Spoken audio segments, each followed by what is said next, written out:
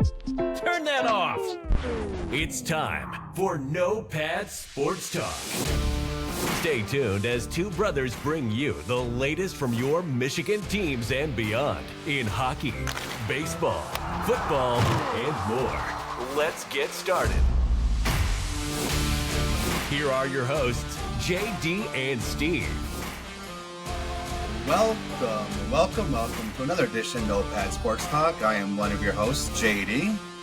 And I'm Steve, and we are on the eve, I guess. It's not really quite the eve, but this is draft week. Draft week, yeah, it is. And, being in Michigan, from Michigan, and myself being near Detroit, obviously it's pretty exciting for us because the draft is being held downtown here in Detroit. It's a really big deal to be able to get the draft. Anymore, the way the draft is, it's not quite like getting the Super Bowl and having them, but what a way to start.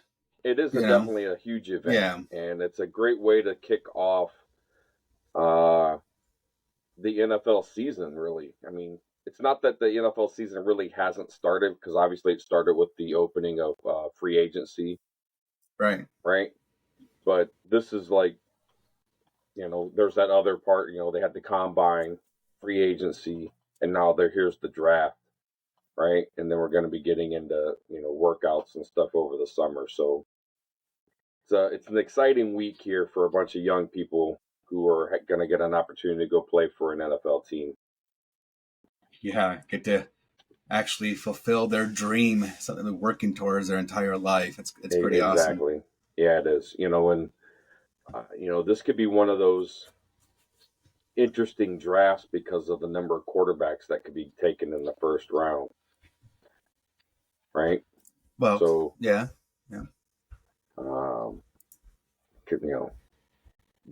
At least you could almost have up to six picks, 6 quarterbacks taken. So I mean, that's a huge haul. I mean, that would be insane, really. Yeah. Well, you got to think, we're talking about some of these guys, these teams might be outside the top 15 and they're still looking at a quarterback, right? Yeah. And I just think that tells you what kind of league that we have, is that it is going to be, the league is quarterback centric. And they need, they definitely need that body, that person that's going to lead their team into the future. I'm going to tell you right now, I still don't think Caleb Williams, while talented, I just don't know that he has the maturity to be what Chicago is looking for here with the first pick. I'm not saying he can't mature into that guy. Right. When you talk about a number one pick and what comes with those expectations of being a number one pick, there's a lot riding on that. And just some of the things that I've seen, when I watch tape and go back and look at some of the games that Caleb Williams had, especially this last season at USC, just wasn't super impressed with how he handled himself, on the sideline or in the middle of games. Some of the things he did. I think it's maturity, and I think that he has an opportunity. He can grow into that, but I look at Bryce Young from last year, and it's going to be a lot to tell us this year what kind of character, kind of person Bryce Young is, if he can come back and have a better, I'd say it can't get worse than last year for Bryce Young. Right. But, you see what he can do in his second season. Hopefully they get some more pieces around him, protect him, keep him, got to keep your quarterback upright, give him an opportunity. But, and not that Chicago's not a bad team. It's not like they're they had the worst record in the league, because they didn't. They just got it because last year's trade with Carolina.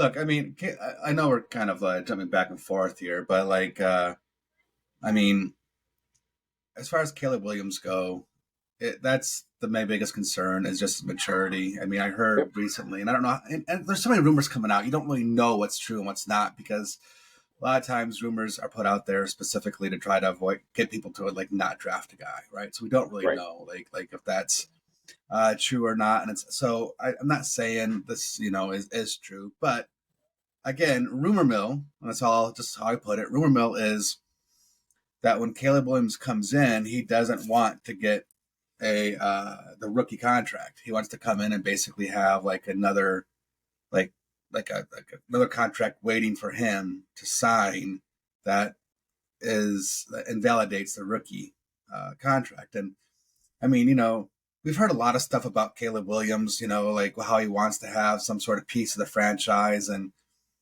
just Yep. all this. And there's just so much going on with this Caleb Williams guy in terms of chatter that um, I don't know if his head's in the right place. You know what I Right. mean? Like it's I don't know. I don't know the guy personally. I don't know his camp. I know nothing about it. But all this chatter coming out is all more about like just give me money, pay me. I'm the best, whatever. And even goes back to like his the combine and how he was telling teams there's only one of me. I'm not going to come to you for a pre-draft visit because you're not going to draft me anyways. I'm going to select first overall, so why am I going to go to Right. you? And then ends up not visiting the Bears um, ahead of time so they can, presumably trade away their current quarterback, to get like better draft picks, right? Like, I mean, there's just so much stuff Yeah. that occurred along that's centered around Caleb Williams, all this talk and chatter, and sometimes you have to wonder how his team is going to embrace him.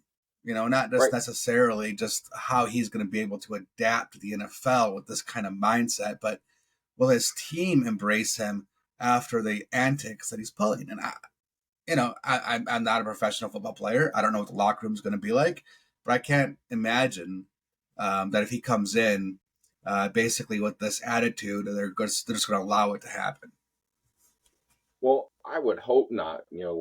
They've got some veteran players on that team that I think need to step up and mentor that young man and say, there's certain things like this is how it works. You know, this is the league.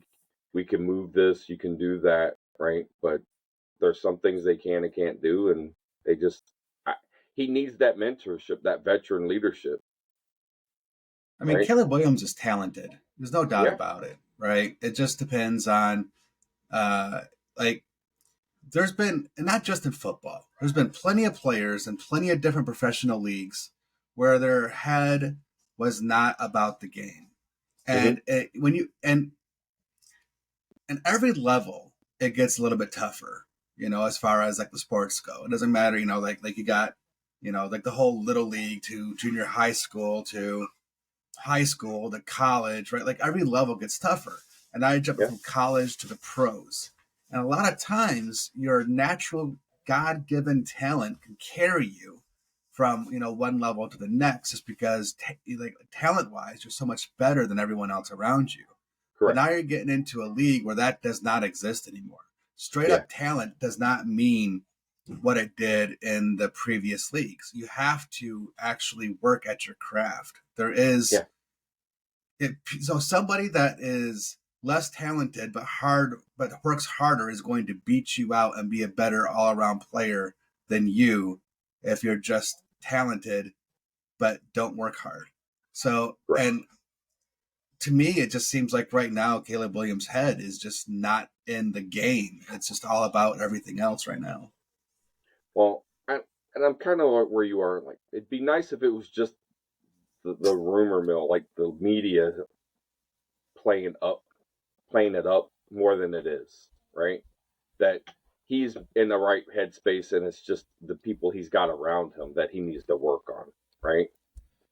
Right. And get um, somebody who's knowledgeable about the NFL in your camp to help make decisions with you.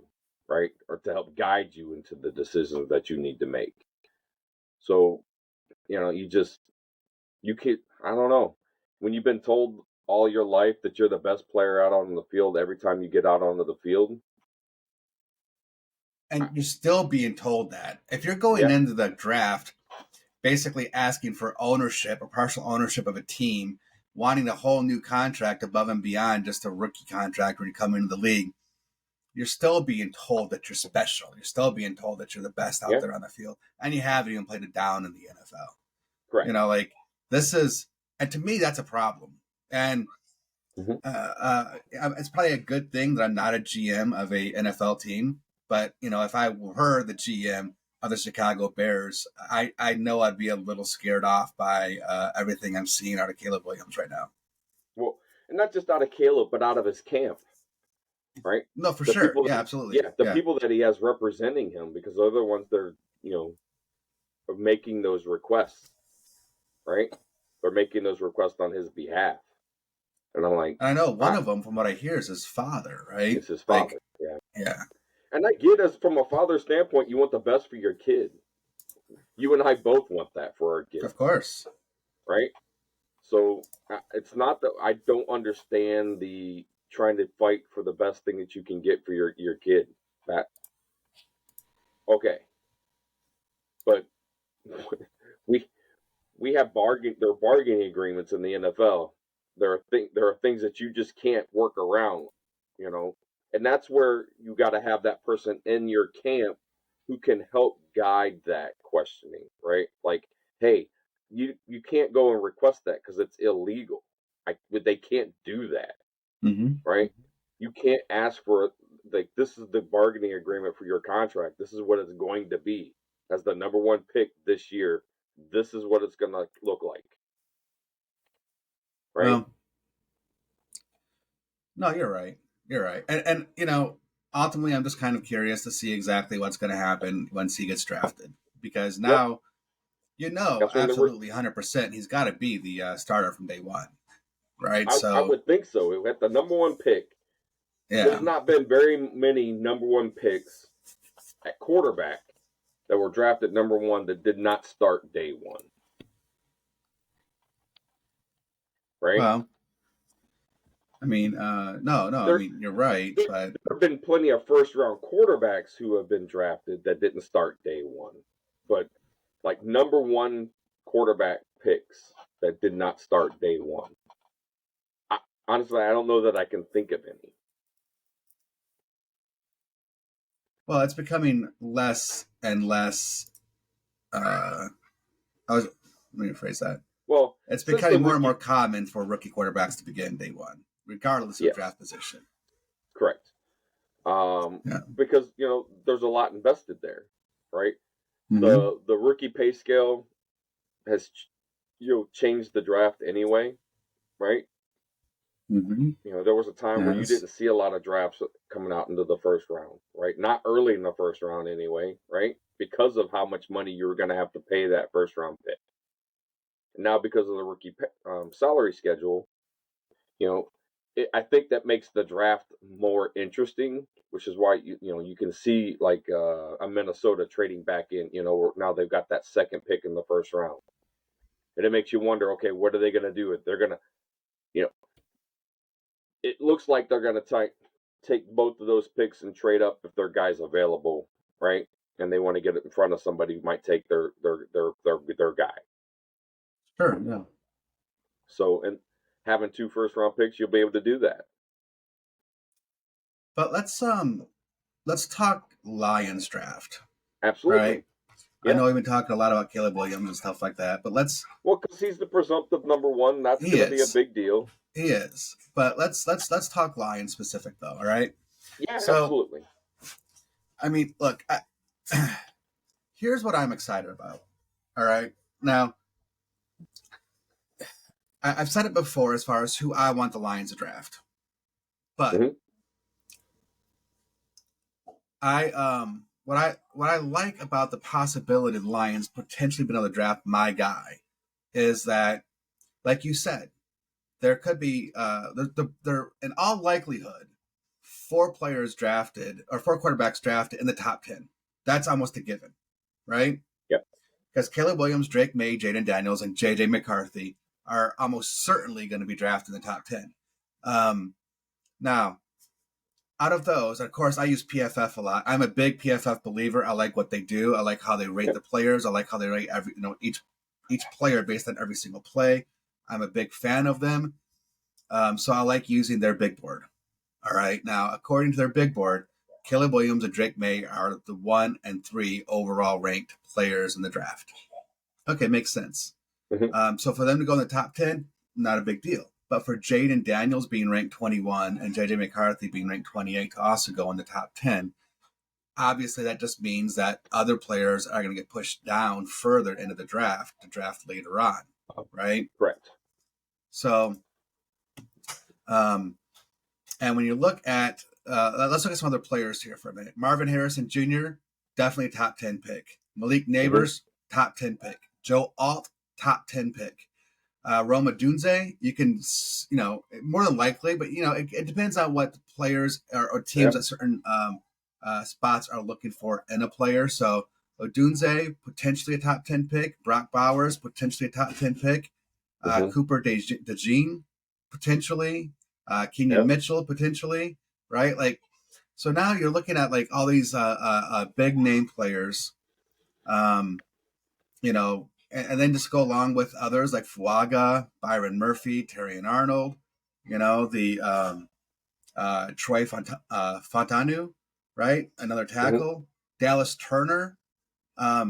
So where I'm going with this, all right, is the guy that I want the Lions to draft is Laiatu Latu.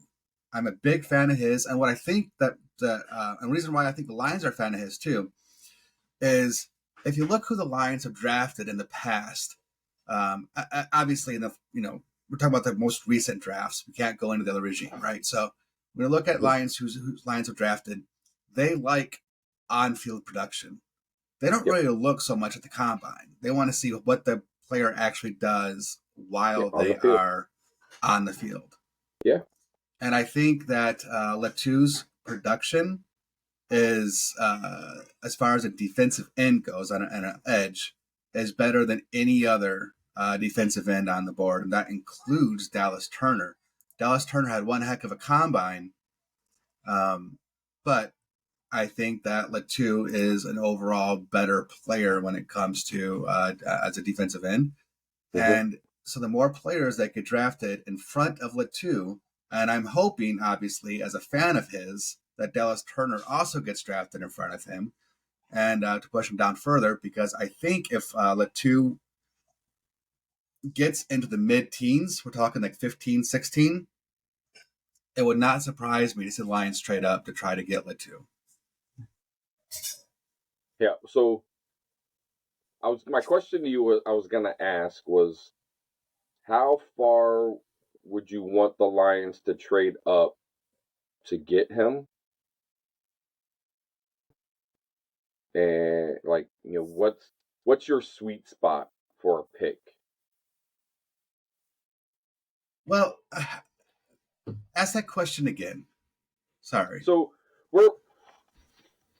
your guy is starting to fall. You said he gets down to about 15, and you think the Lions might, talk about trading up to get him, right?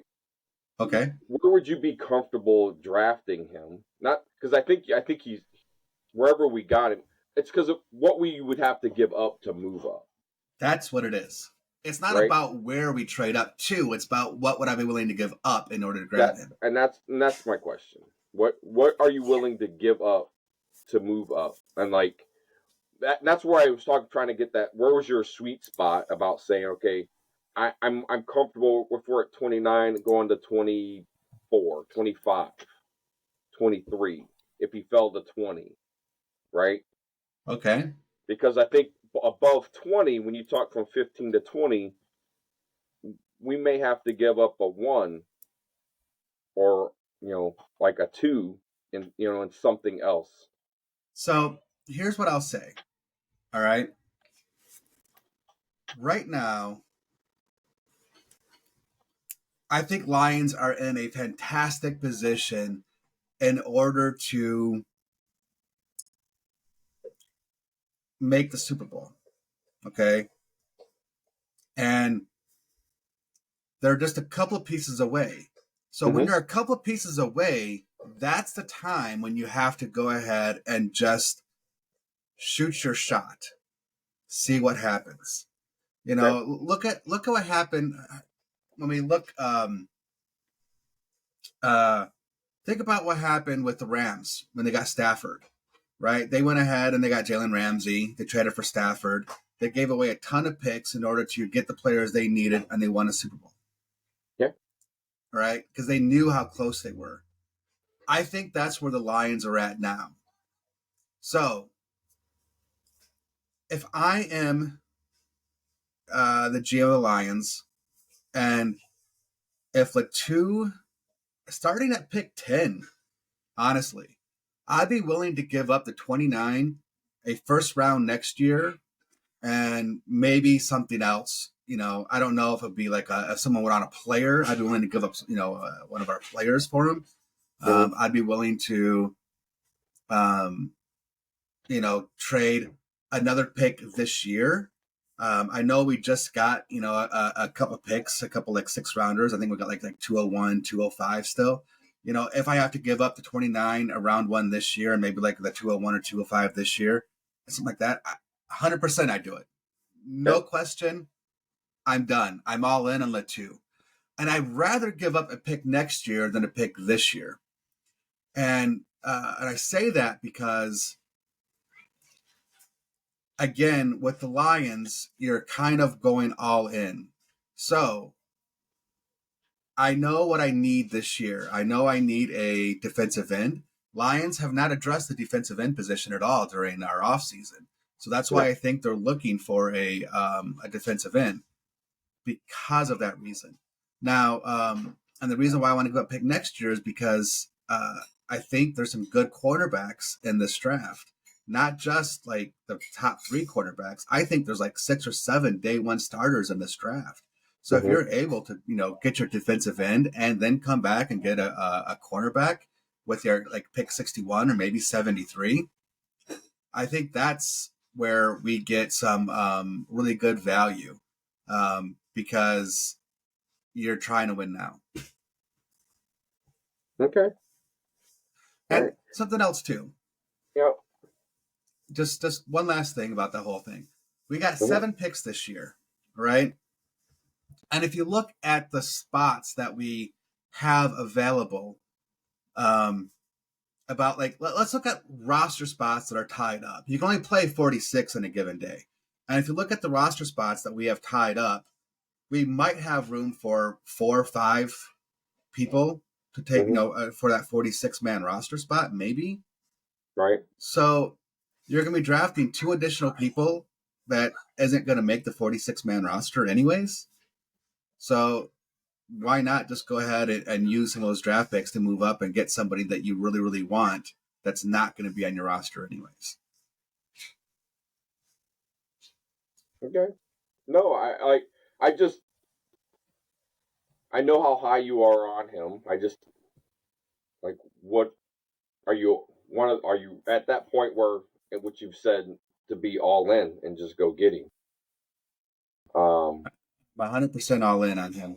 Like, again, see, like I said, it's a mixture of things, but one of the main reasons is because we haven't addressed defensive end. We need to address defensive end, right?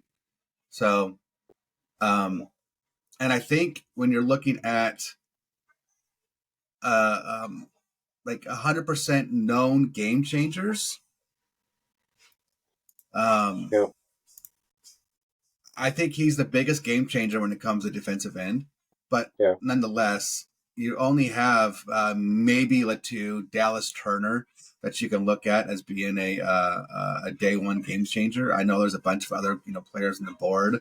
I know there's the Penn State guys, Isaac and Robinson.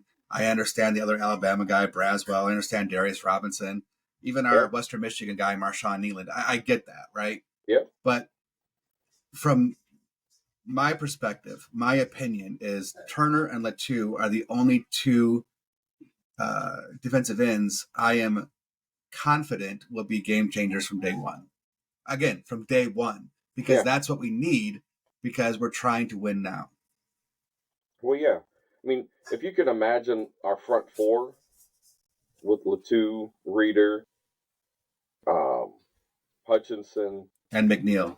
and McNeil, I mean, Yes. that that's pretty formidable.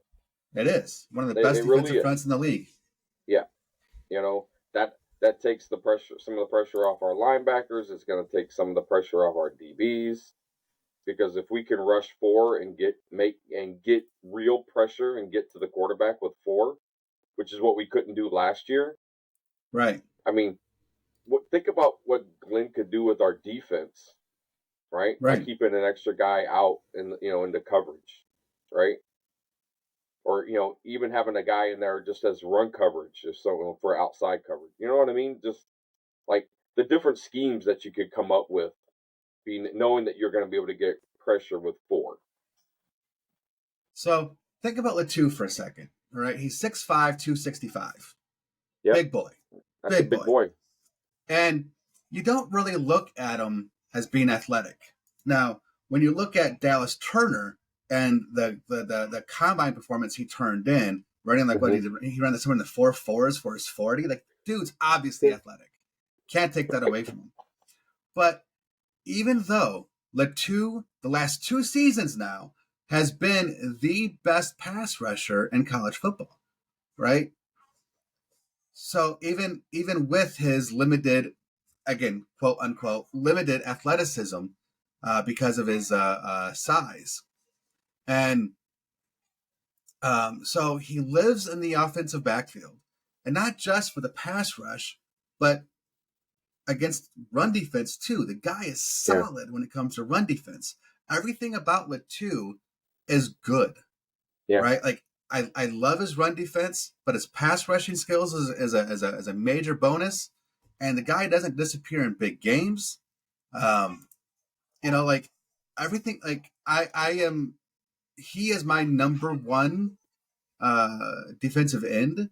I know a lot of people like Dallas Turner, but Latu is my number one defensive end, and I've been saying that since, I don't know, we've been talking about the draft. I've been saying he's my number one defensive end. You have. And you have. And he's my number one target for the Lions. So, all right. So what about you though? Who's your guy, and what would you be willing to move? What would you be willing to give up to go get him? That's just it. I don't know that. Well, I'm high on Latu. I'm just not. I haven't fallen in love with any one person. Okay. Right. I think about where we are at 29, and I've seen there's not really been a consensus pick at 29 for the Lions. You're right. Yeah. And depending on who you talk to. So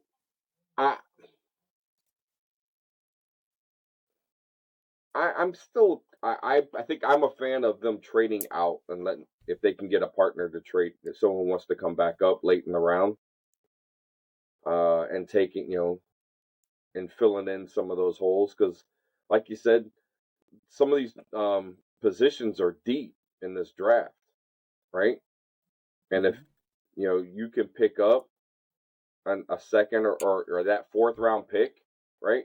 You get a second and a fourth rounder for someone to trade back up and help fill that out.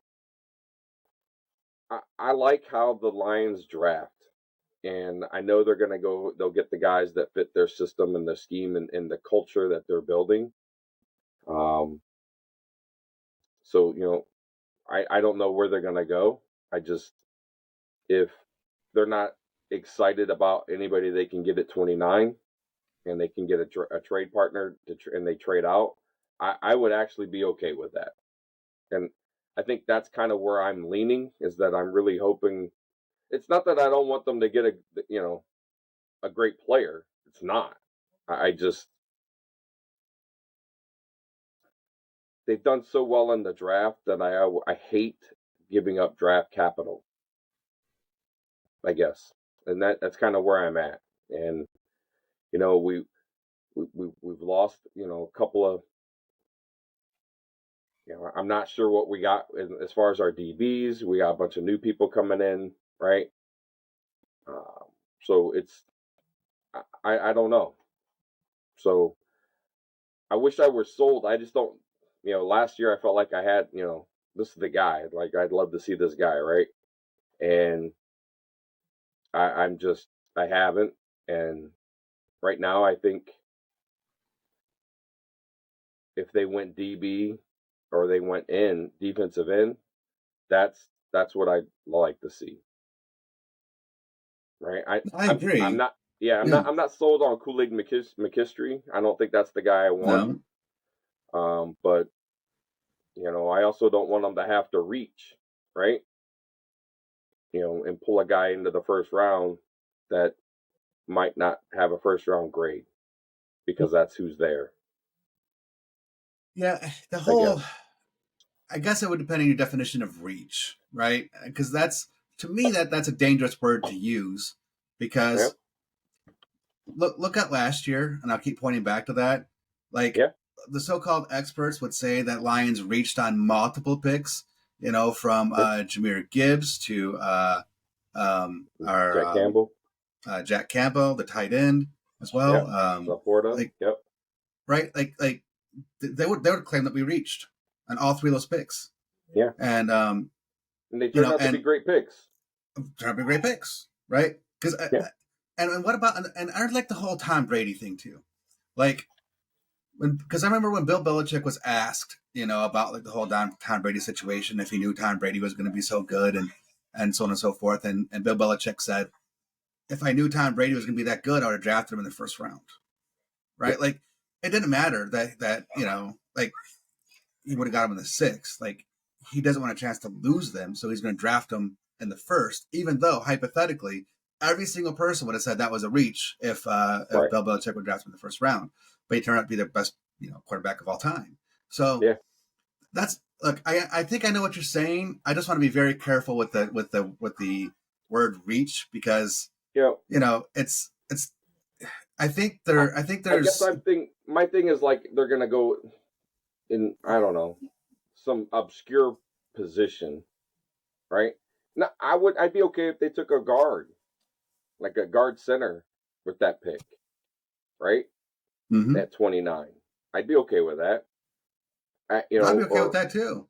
Especially if it's Jackson Powers Johnson. I think that's. I think he's awesome. I think he's a solid pick. And he's been mocked.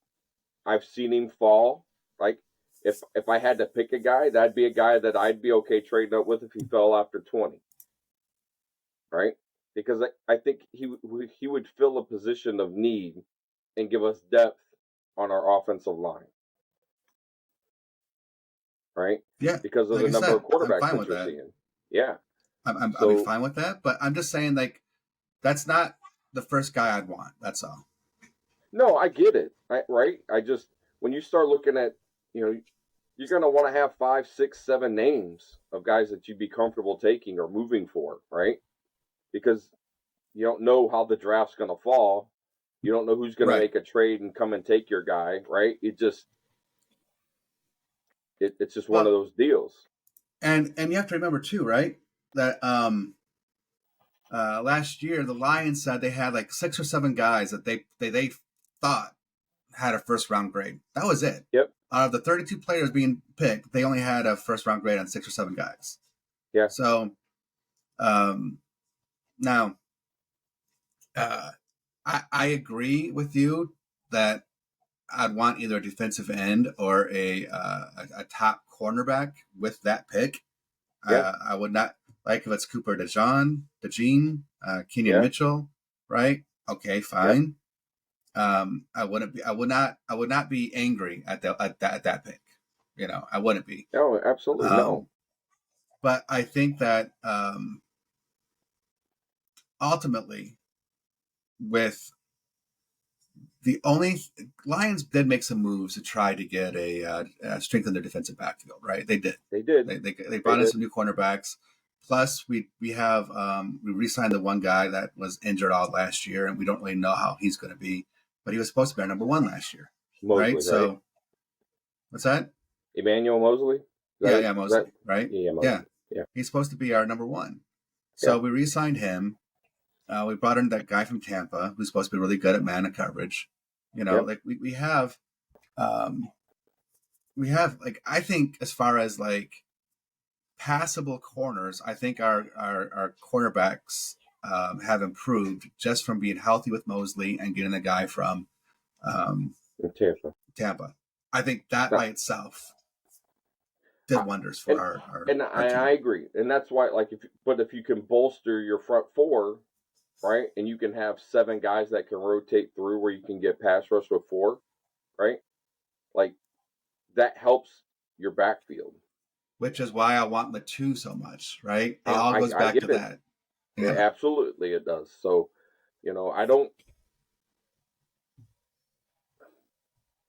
I am not going to be if they went up to number 12, 15 and got Latu because that's where he was at and they could get him, I think that would be a home run.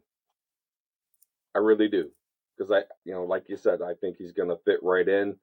He's got, he has been productive. He's a big guy, right? Like moving up against these bigger tackles with his size. I mean, that's a big deal.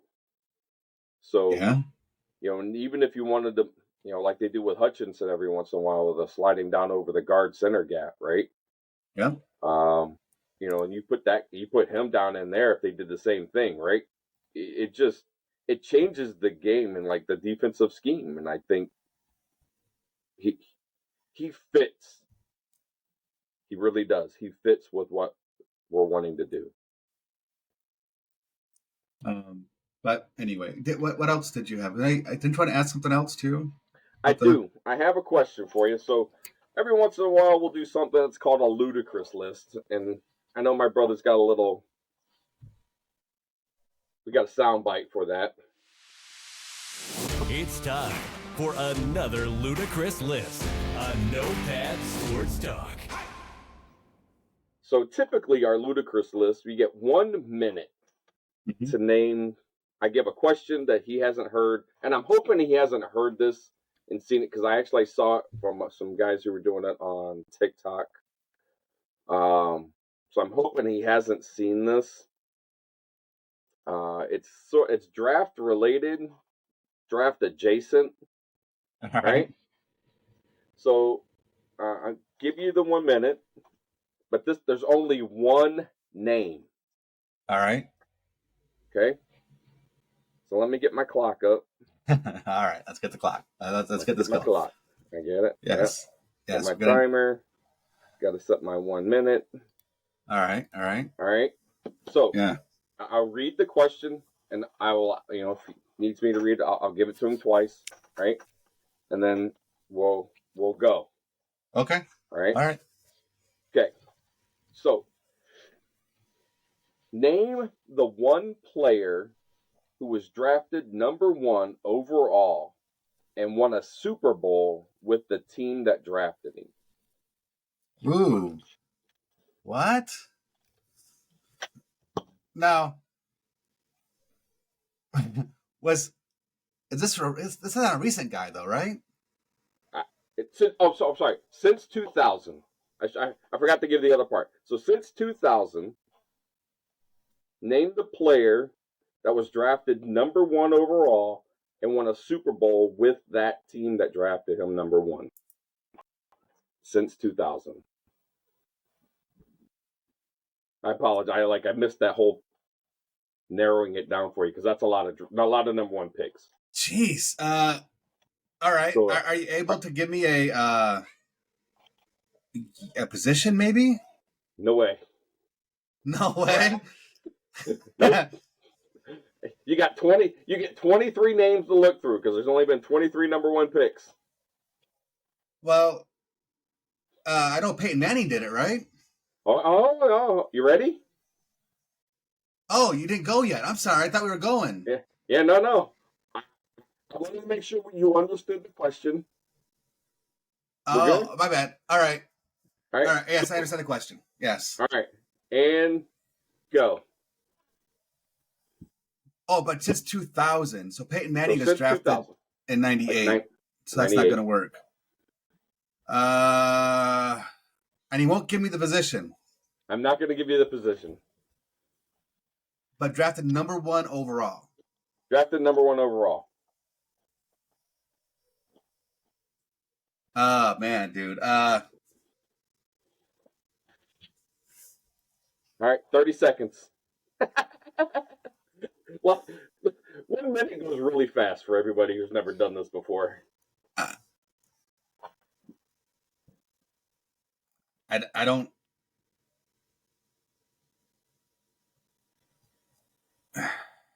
Look, if it's got to be a Chiefs player, I'd say. Okay. You are correct. It is a Chiefs player. Yep. 2, 1, time. All right. Played at Central Michigan. Oh, Eric Fisher. That offensive Eric tackle, Fisher. Eric Fisher. Yep. Yeah. All right, yeah. I knew if I gave him the college, because it's for being Michigan people, right? And Central Michigan being such a smaller school as far as that kind of, and having the number 1 overall pick, he's kind of memorable. Well, yes, he was. Man, I remember that too because everybody was like questioning Eric Fisher being drafted first overall in that draft. Yeah. What was that? Was that 2012 or 2013? I don't know. It's really. Let me look it up. I'd have to look it up. But yeah, it was Eric Fisher. So that's why I couldn't give you position, and I wanted to help you narrowed it down to the pro team, which is pretty good. I just took a stab in the dark on that one. It's because they've won it so often. Correct. Especially here recently. And well, see, because I knew it had to be someone that wasn't good. Like the Patriots, and they won a lot, but they won a lot, so they never had the first overall pick. Correct. So, I was just trying to think from that perspective, right? Like who was building their team since 2000 with number 1 picks? Yeah, that's kind of what I was trying to think about there. So really, instead of looking at 32 teams, you're really looking at probably 16. You can cut them in half, right? Yeah. Obviously, like you did, the Patriots aren't going to be that team, right? But yeah, I mean, I was thinking like the teams I was kind of thinking about, like that was bad that had a lot of first overall picks was like Jacksonville, right? Like Arizona. Yeah. Like I was thinking kind of like teams like that, but of course they haven't won. So since 2000, the Browns have probably had a number 1 pick a lot.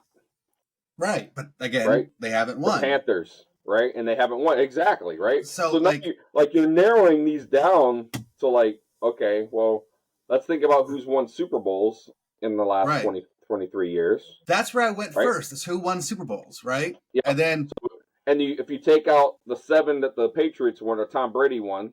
Right. So you're I could see your brain working and you're processing data.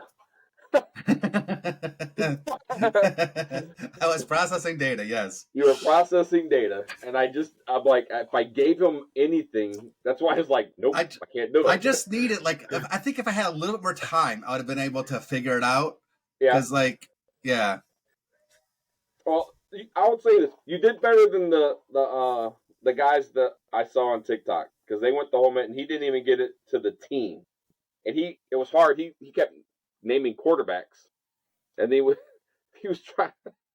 Well, see that's where my brain went first. Like the first 15 seconds or so, I was thinking quarterbacks, and I was thinking Eli Manning was the first guy I thought of because I said Peyton Manning first, and I went Eli, but I was like no because he didn't win it with the team that drafted him. He was traded, and yeah, right. So so then I started thinking it's like what other first overall quarterbacks? I was like no, like anyways. But yeah, quarterback was the first thing I went to for the first 15 seconds. Then I switched to just think about teams that won it. Yep. Yeah. But yeah, when you just trying to process that initially, because 60 seconds for it, if I have to run or do push-ups or a plank for 60 seconds, it lasts forever, right? A 60 Right. second blank for me is that's a long time. But when you're given 60 seconds and you have to process that much information in 60 seconds, it's not as easy as everybody thinks. No, it's But really yeah, not.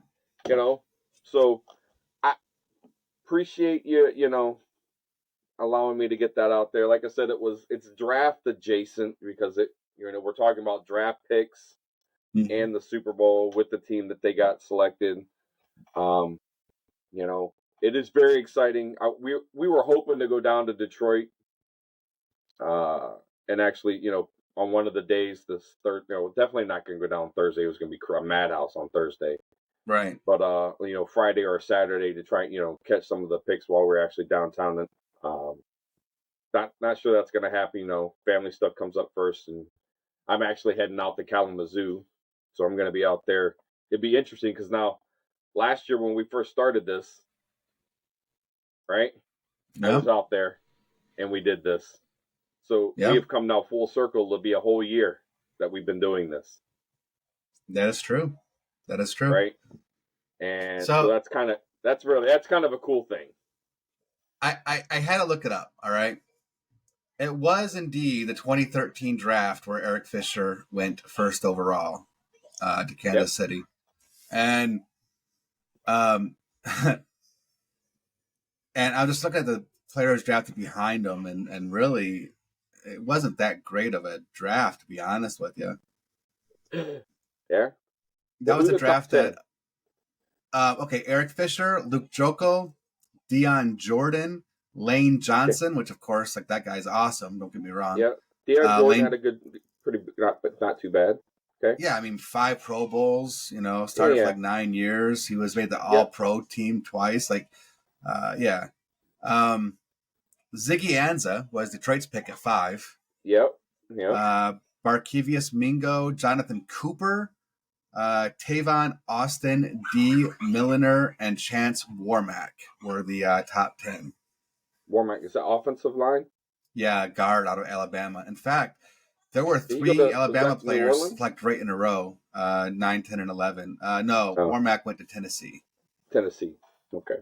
Yeah, yeah. It was, and really, some of the notable players in there, I ought to say DJ Hayden. He got drafted by Oakland, 12th overall. I only say he was Hmm. notable because he actually played defensive back for the Lions 1 year, a couple years ago. Yep. Justin Pugh, tackle.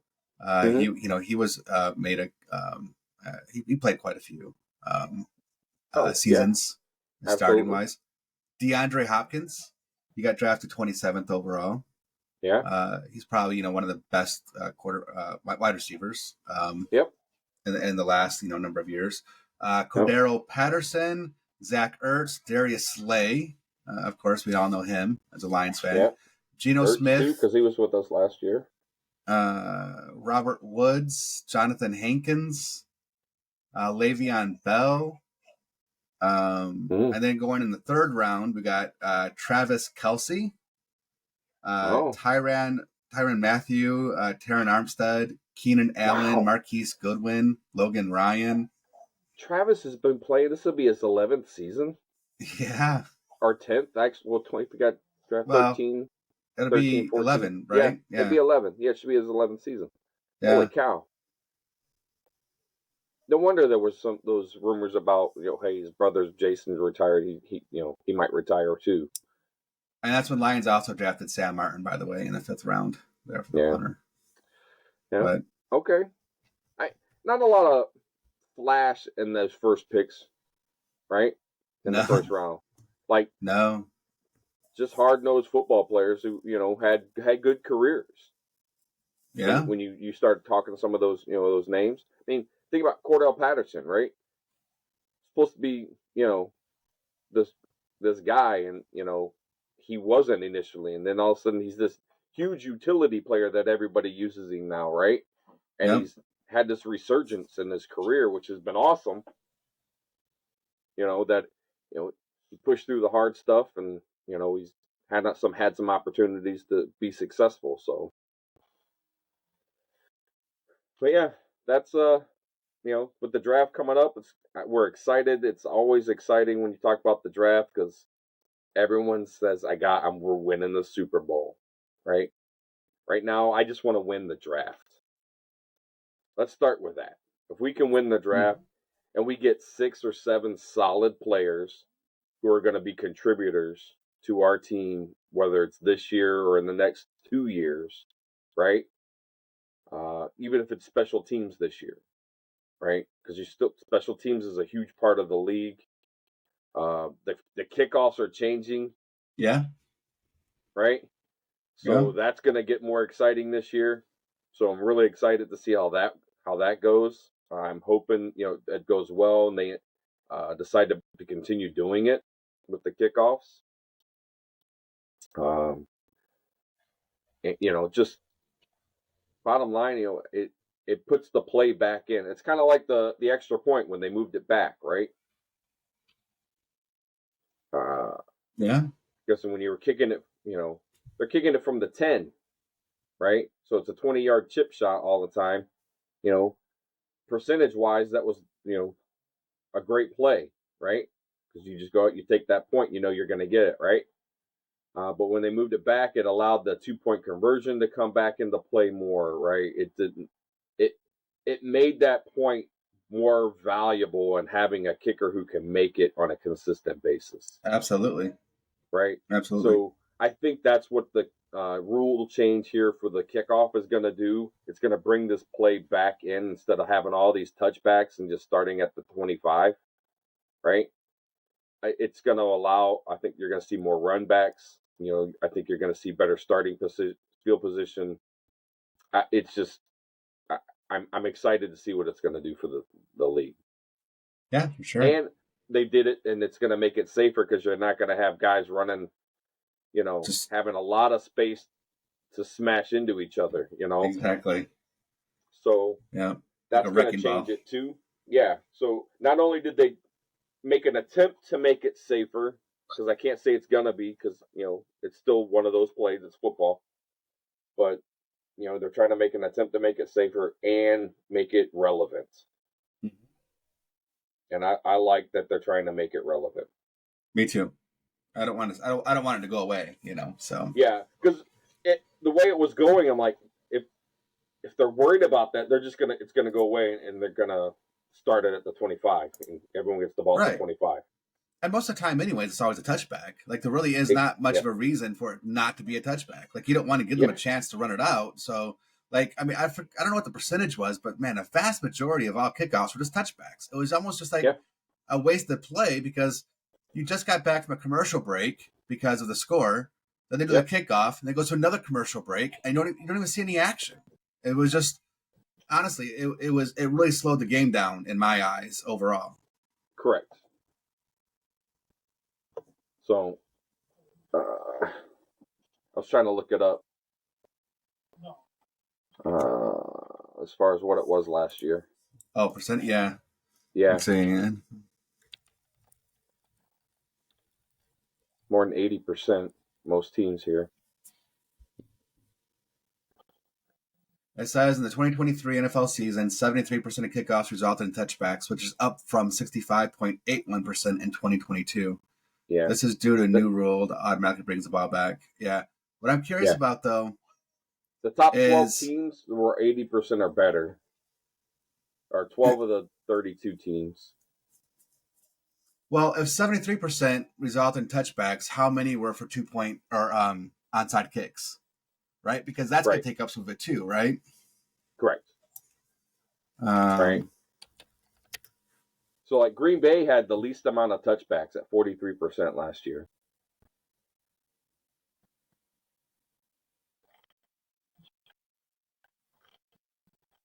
Yeah. Which was still double what they had the year before. In 2022, they had 22% touchback. So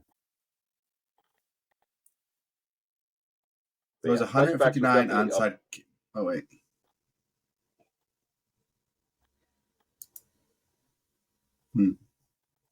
Anyways, bottom line is, like, they need to do something about it, and it looks like they are. Exactly, and we as football fans appreciate when they try to make it safer, but still keep it relevant. So I'm excited for that. This is what I was actually wanting to see. What's the percentage of kicks was actually returned, right? That's the only thing that matters. Yep. Right? So 22% of kickoffs were returned. That's it.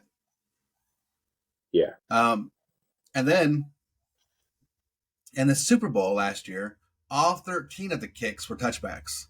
Again, there's no reason for them not to be. So, yep. Right. And especially if you could call it, you didn't have to be in the end zone, right? Yeah, it's fair catch. And yeah. Right. And he still got it at the 25. So anyway. But yep, it's draft week. We are excited.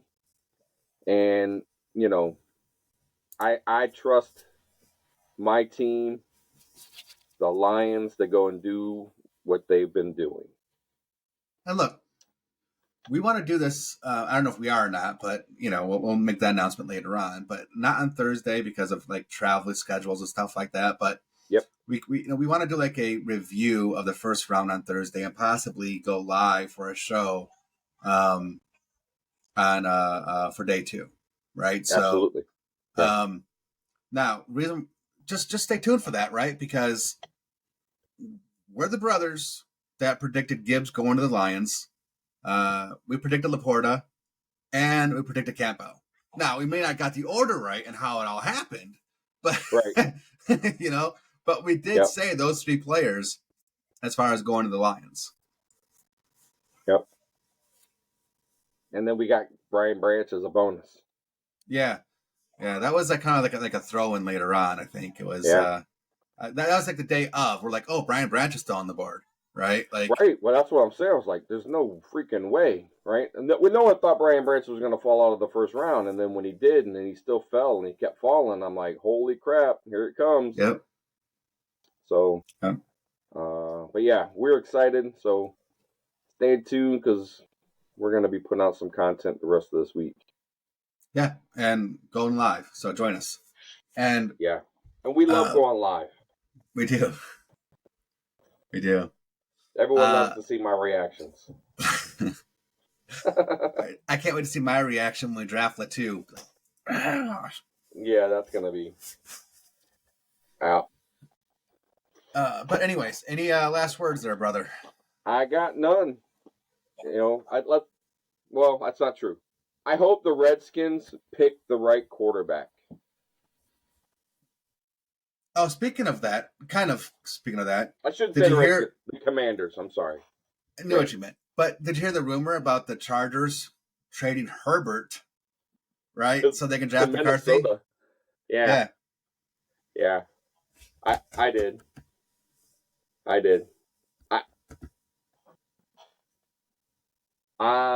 No.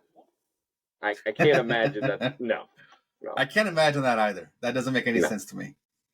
No. But anyway. All right, cool then. Join us on our live show. Appreciate you hanging around. Talk to you next time. All right, take care, everybody. Thanks for listening to No Pads Sports Talk. Be sure to subscribe so you don't miss a single episode. While you're at it, help spread the word by leaving a rating and review wherever you listen to podcasts. Follow us on social media at No Pads Sports Talk.